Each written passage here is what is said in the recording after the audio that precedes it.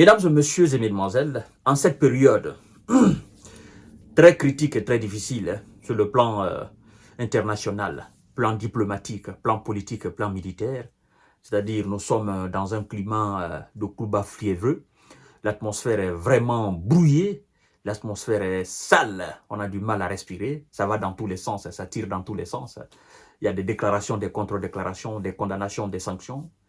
Pendant cette période, sur le continent européen, c'est-à-dire les membres de l'Union européenne, s'il y a aujourd'hui une élite européenne qui dit ces 4 vérités à M. Bénia et à ses supporters américains, s'il y a aujourd'hui une élite qui fustige chacune des actions de M. Bénia et ses troupes et qui assume sa position, qui n'a pas froid aux yeux, c'est bien le premier ministre espagnol, quoi qu'on dise, Pedro Sanchez.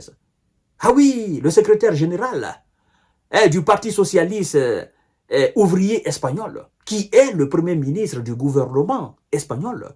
Ah, ce gars n'a pas froid aux yeux. Et ce gars, il est téméraire. Ce gars, il n'a pas froid aux yeux. Il cache ses 4 vérités. Je vous informe quand même que c'est lui qui a fustigé pour la première fois quand il y a eu des affaires sur la position onusienne, Filule. Et puis, c'est lui qui a dit que ce qui se passe là, c'est un crime de guerre contre l'humanité.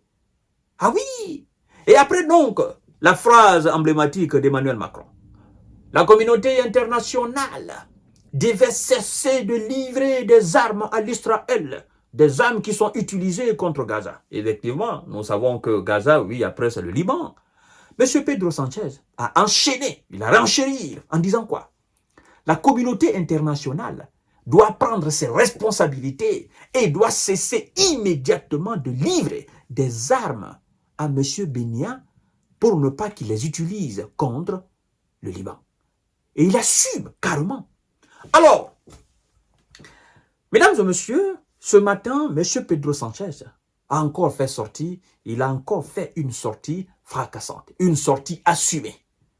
Ah, je ne sais pas, lui, il a carrément une position. Voilà, et ça, il faut que je vous le dise.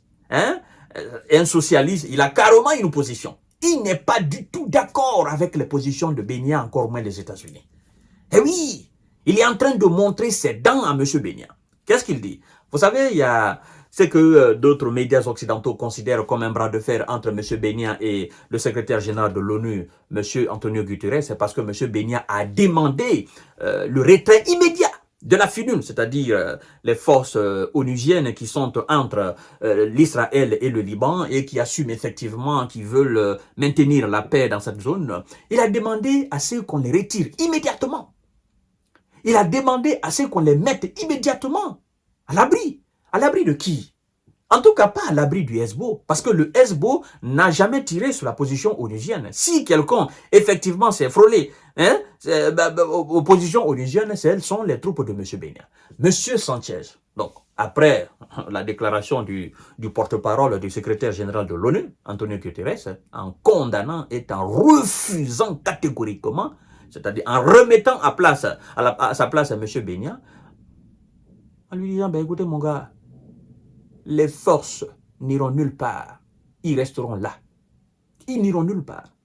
Et donc, après cette sortie, le premier dirigeant européen, allié des visas, évidemment, qui est censé s'aligner sur la position des visas, c'est M. Pedro Sanchez.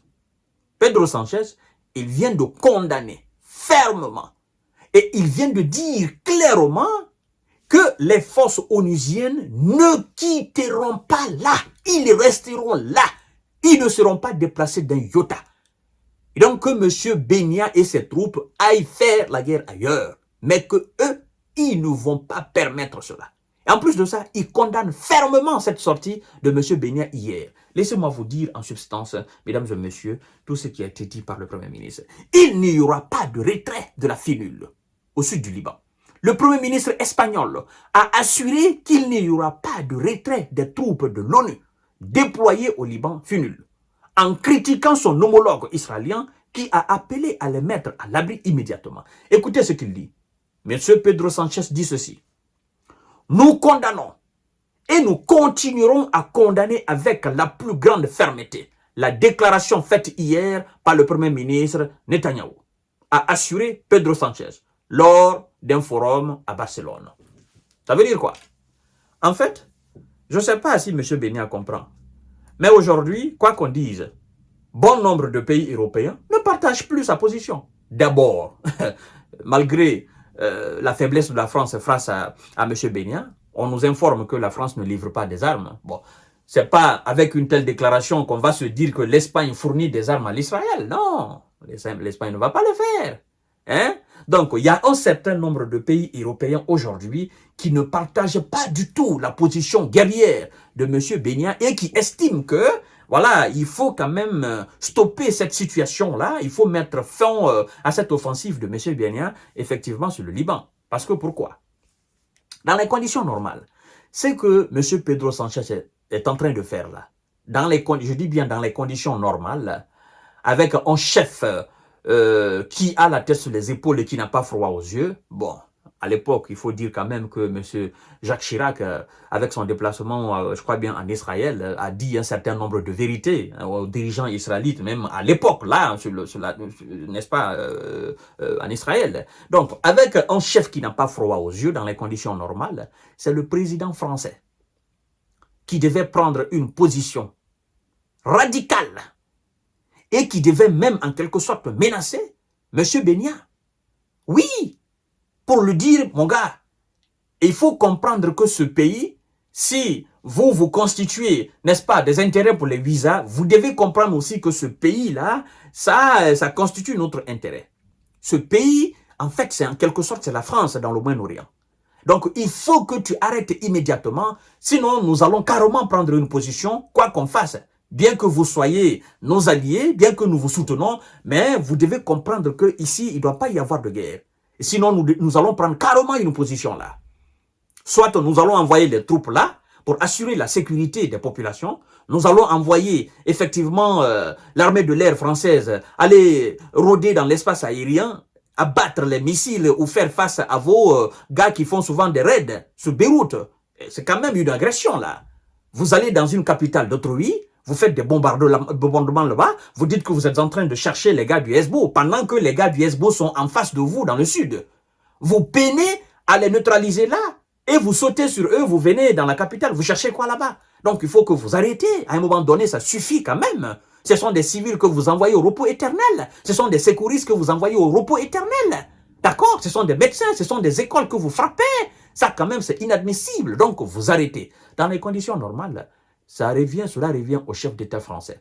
Parce que le Liban, vous devez comprendre que, comme je vous ai expliqué la fois dernière, l'histoire du Liban avec la France, la France doit quand même avoir une position beaucoup plus ferme, beaucoup plus claire, quoi qu'on dise.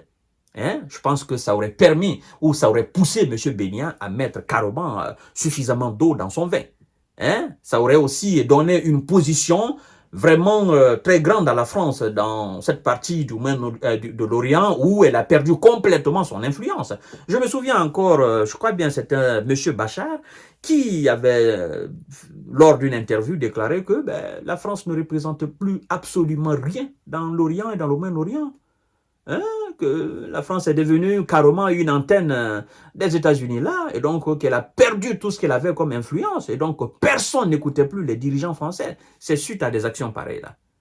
Et je crois que ça, c'était une opportunité par l'élite française, par les dirigeants, hein, pour se faire une très belle image dans l'art. Qu'on dise, oui, la France quand même a joué un rôle très important dans le cessez-le-feu, a joué un rôle primordial, bien qu'elle soit effectivement supportrice de l'Israël face à Hezbollah ou face à Gaza, mais quand même, hein, elle s'est levée, elle s'est mise sur ses pieds, et elle a arrêté carrément l'offensive de M. Bénia sur le Liban. Et ça, quand même, c'est à saluer.